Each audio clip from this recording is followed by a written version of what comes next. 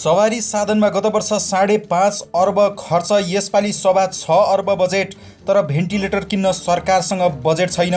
7 महिनामा थपिएका 80वटा भेन्टिलेटर सबै दान दक्षिणामा।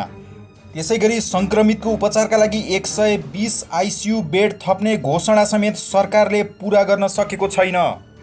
स्वास्थ्य मन्त्रालयका व्यवस्थापन महाशाखाका एक अधिकारीले भने भेन्टिलेटर किनिएको छैन, प्रक्रिया पनि छैन।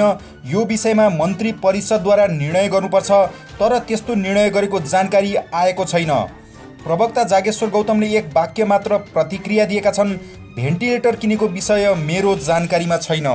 यसैगरी मन्त्रालयका अनुसार टुदी फाउन्डेसनले 30, निक साइमन फाउन्डेसनले 24, चौधरी फाउन्डेसनले 8, सानो पाइला संस्थाले 6 र वान हार्टले 2 भेन्टिलेटर सहयोग गरेका छन्। त्यस्तै भारतले नेपाली सेनालाई 10 भेन्टिलेटर उपलब्ध गराएको थियो।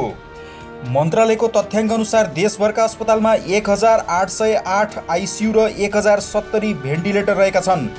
तीमध्ये कोरोना सङ्क्रमितको उपचारका लागि 450 आइसियु र 164 भेन्टिलेटर छुट्याइएको छ। प्रदेश 1 मा 34, प्रदेश 2 मा 17, बागमतीमा 53, गण्डकीमा 16, प्रदेश 5 मा 28, कर्णालीमा 10 र सुदूरपश्चिमका अस्पतालमा 6 भेन्टिलेटर रहेका छन्। त्यस्तै प्रदेश 1 मा 110, प्रदेश 2 मा 46, बागमतीमा 170, गण्डकीमा 15, प्रदेश 5 मा 77, कर्णालीमा 17 र सुदूरपश्चिमका अस्पतालमा 15 आइसियु बेड रहेको मन्त्रालयले जनाएको छ। तर सरकारले चालु आर्थिक वर्षमा सवारी खरिद, मर्मत र इन्धनका लागि 6 अर्ब 15 करोड 58 लाख विनियोजन गरेको छ। यो रकम गत वर्ष यही शीर्षकमा गरिएको खर्चभन्दा 53 करोड बढी हो। मन्त्रालयका प्रवक्ताका अनुसार संवैधानिक निकाय, राष्ट्र प्रमुख, सरकार प्रमुख, उच्च पदस्थ अधिकारीका लागि आवश्यकता अनुसार गाडी किन्न उक्त रकम खर्च गरिनेछ। सरकारी निकायहरूले महँगा गाडी किन्छन् तर मर्मत गर्दैनन्। मर्मत गर्नुभन्दा उनीहरू फेरि नयाँ गाडीहरू किनिरहेका हुन्छन्। त्यसैले हजुरहरूले देख्नुहुन्छ कतिपय गाडीहरू यसै सडिरहेका हुन्छन्। त्यसैले सिंहदरबारदेखि कयौँ सरकारी क्षेत्रमा प्रयोग नभएका व्यवहारिसे गाडीहरू त्यसै बसिरहेका हामीले देख्न सक्छौँ।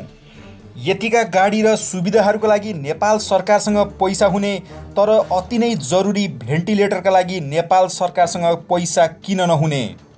त्यसैगरी नेपाल सरकारका स्वास्थ्य मन्त्री भानुभक्त ढकालले कोरोना परीक्षणका लागि गरिने पिसिआरको सम्पूर्ण खर्च नेपाली जनता आफैले बेहोर्नु पर्ने बताएका छन्।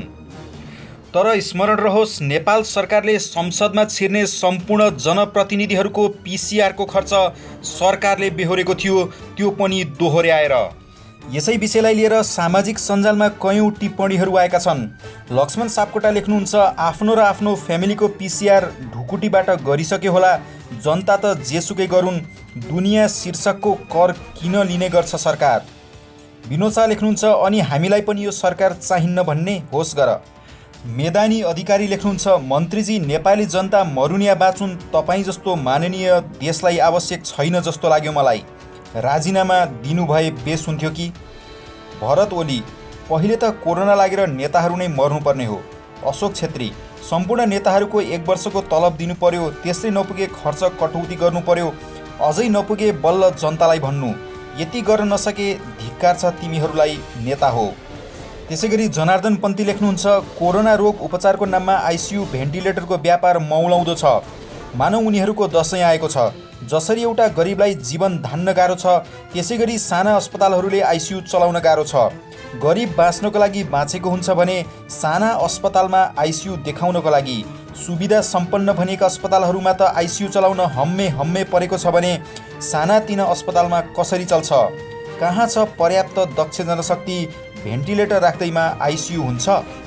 यसैबीच देश महामारीको बीच गुज्रिरहेको बेला नेकपामा विवाद भने चुलियै छ।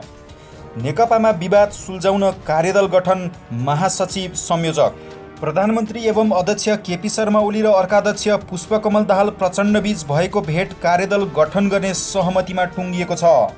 कार्यदलमा भीम रावल, शङ्कर पोखरेल, जनार्दन शर्मा, पम्फा भुसाल र सुरेन्द्र पाण्डे सदस्य रहेका छन्। केपी ओली, प्रचण्ड र माधव नेपाल समूहका 2-2 जनाको प्रतिनिधित्व हुने गरी कार्यदल गठन भएको हो। कार्यदलले चाँडोभन्दा चाँडो पार्टीभित्रका समस्या समाधानका लागि एकीकृत सुझाव दिने महासचिव पौडेलले बताए। काम कुरो एकातिर कुम्लो बोकी ठिमीतिर भने झैँ नेपालका नेताहरूको यस्तो व्यवहारलाई तपाईँ के भन्नुहुन्छ?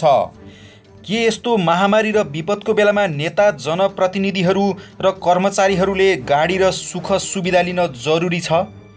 के जनताको पसिनाबाट उठाइएको कर उनीहरूको गाडी र सुख सुविधामा नै सकिनुपर्ने हो?